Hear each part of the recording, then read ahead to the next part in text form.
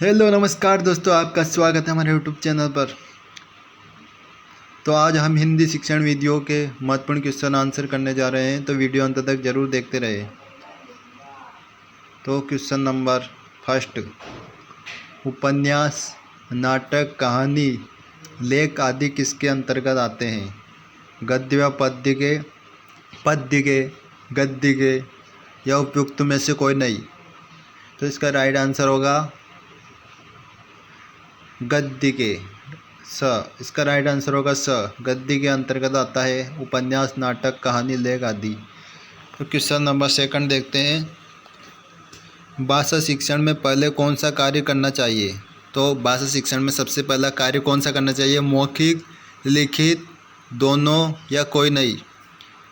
तो इसका right answer होगा मौखिक। भाषा शिक्षण में सबसे पहले मौखिक कार्य करना चाहिए। इसका राइट आंसर होगा मौखिक। तो अगला क्वेश्चन, मौन वाचन का उद्देश्य क्या है? शिक्षक का कार्य कम करना, कक्षा को शांत कर रखना, विषय की ग्रहण शक्ति बढ़ाना या विषय वस्तु को रटाना। तो मौन वाचन का उद्देश्य क्या है? तो इसका राइट आंसर होगा विषय की ग्रहण शक्ति को बढ़ाना, यानी विद्यार्थियों के विषय की ग्रहण शक्ति को बढ़ाना।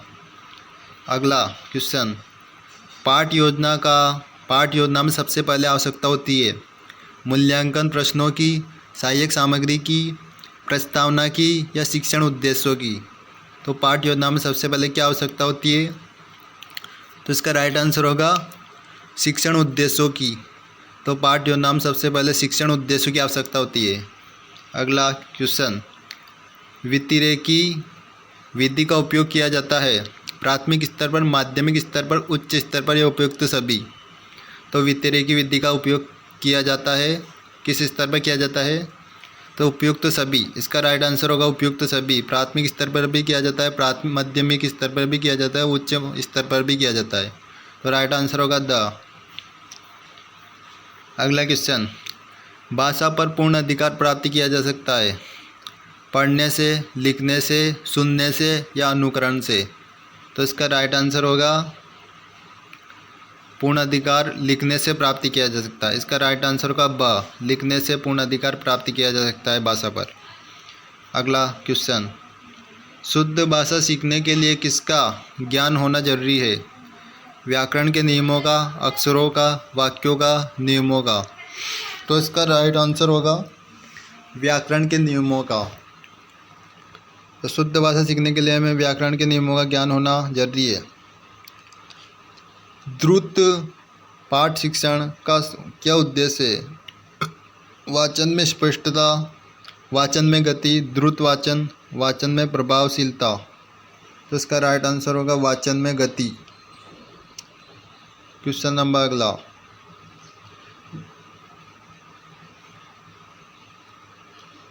व्याकरण शिक्षण की कौन सी विधि मनोवैज्ञानिक होते हुए भी सर्वथा अपूर्ण मानी जाती है? पाठ्य पुस्तक प्रणाली, सूत्र प्रणाली, भाषा संसर्ग प्रणाली या श्रव्य भाषा विधि। तो इसका राइट आंसर होगा स, भाषा संसर्ग प्रणाली। अगला देखते हैं, हिंदी शिक्षण के भावात्मक उद्देश्य के अंतर्गत कौन सी बात आती है? तो हिंदी शिक्षण के भावात्मक उद्देश्य के अंतर्गत कौन सी बात आती है? विषय वस्तु का ज्ञान प्राप्त करना, भाषा और साहित्य में रुचि लेना या भाषा विषय का ज्ञान प्राप्त करना या रचना कार्य के विभिन्न रूपों का ज्ञान प्राप्त करना। तो इसका राइट आंसर होगा भाषा और साहित्य में रुचि लेना। अगला क्वेश्चन, छोटी कक्षाओं में किस तरह का वाचन लाभदायक होता है? सुंदर वाचन, सरल वाचन, एकांत वाचन, सामूहिक वाचन। तो इसका राइट आंसर होगा सामूहिक वाचन। छोटी कक्षाओं में सामूहिक वाचन लाभदायक होता है। प्रस्तावना प्रश्न किस समय पूछे जाते हैं? पाठ के प्रारंभ में, पाठ के मध्य में, पाठ के अंतिम में, उपयुक्त सभी। तो प्रस्तावना प्रश्न पाठ के प्रारंभ में पूछे जाते हैं। इसका राइट आंसर होगा अ। अक्षर बोध विधि, ध्वनि साम्य विधि या भाषा शिक्षा पत्र विधि आदि की शिक्षण के अंतर्गत आती है? वाचन शिक्षण, कविता शिक्षण, लेखन शिक्षण, रचना शिक्षण।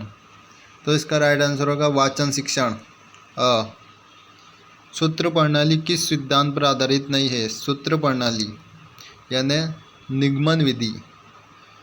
सूत्र प्रणाली किस सिद्धांत पर आधारित नहीं है? सामान्य से विशिष्ट की ओर, सूक्ष्म से स्थूल की ओर, पूर्ण से अंश की ओर, सिद्धांत से उदाहरण की ओर। तो आप इसे ध्यान से देखिए, आधारित नहीं है।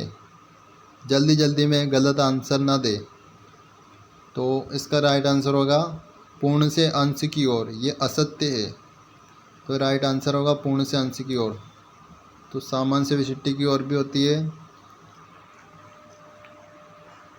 भाषा शिक्षण कहाँ से प्रारंभ किया जाता है? व्यवहार से, क्रिया से, स्तर से, वाचन से।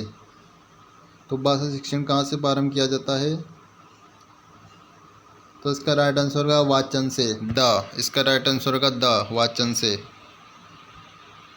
बोलने से प्रारंभ किया जाता है भाषा शिक्षण। स्वर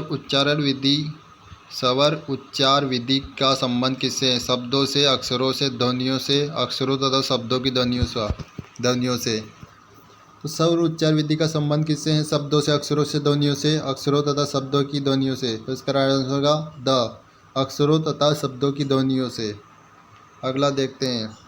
प्रत्यक्ष विधि का संबंध है पाठ्यक्रम संगठन से, मातृभाषा शिक्षण से, संपूर्णता के ज्ञान से या रस स्वादन से। तो प्रत्यक्ष विधि का संबंध किससे है? तो इसका राइट आंसर होगा मातृभाषा शिक्षण से। अगला देखते हैं। कौन सी भाषा सीखना प्रयत्न सहायक प्रक्रिया है? कौन सी भाषा सीखना प्रयत्न सहायक प्रक्रिया है? द्वितीयक भाषा, मातृभाषा, हिंदी, अंग्रेजी। तो इसका राइट आंसर होगा द्वितीय भाषा। तो भाषा सीखने में द्वितीय भाषा सहायक प्रक्रिया है। बालक तत्परता से सीखता है सूक्ष्म शिक्षण में, दल शिक्षण में, अभिक्रमित अनुदेशन में या परंपरागत शिक्षण में। तो बालक तत्परता से सीखता है तो अभिक्रमित अनुदेशन में। राइट आंसर होगा अभिक्रमित अनुदेशन में। वर्तनी या अक्षर विन्यास का मुख्य रूप से संबंध है? वर्तनी या अक्षर विन्यास का मुख्य रूप से संबंध है बालक के परिवार से, बालक की आदत से, बालक की स्मृति से या उक्त सभी। तो वर्तनी या अक्षर विन्यास का मुख्य रूप से संबंध है बालक की स्मृति से। तो इसका राइट आंसर होगा बालक की स्मृति से। तो आपको ये वीडियो कैसे लगा? आज यदि अच्छा लगा तो हमारे चैनल को सब्सक्राइब कीजिए और शेयर कीजिए। Thanks for watching.